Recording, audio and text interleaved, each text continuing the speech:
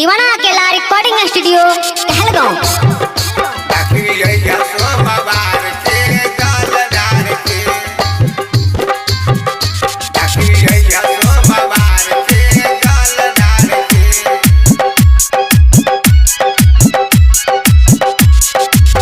खाला तू गोला भांग के गोला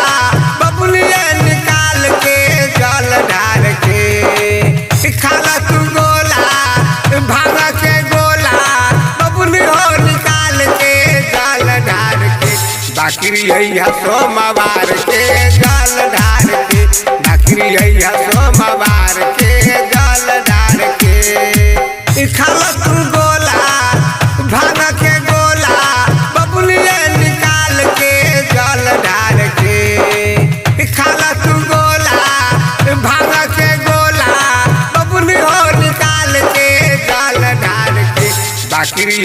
सोमवार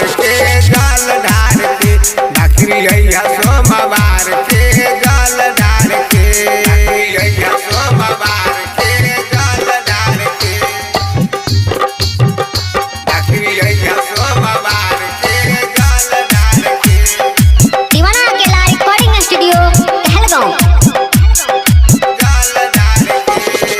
कांवर उठा के गंगा पर जाई बाबा के नाम लेके कांवर सजाई बाबा के नाम लेके कांवर सजाई कांवर उठा के गंगा पर जाई बाबा के नाम लेके कांवर सजाई बलबम का नारा लगाई है पुकार के जल ढार के बलबम का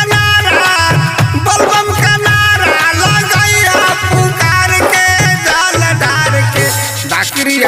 सोमवार के जल ढार के बाकरी सोमवार के जल ढार के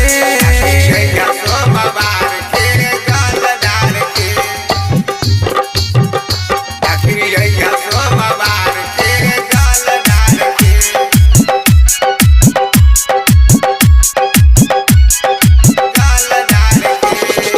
यंधन के आँख दिहल कोरियन के काया बाझिल के पुत्र दिहल निर्धन के माया बाझिल के पुत्र दिहल निर्धन के माया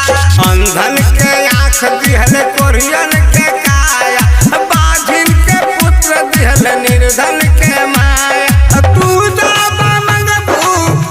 दबा मंगबू संदूरा लीलार के जल ढार के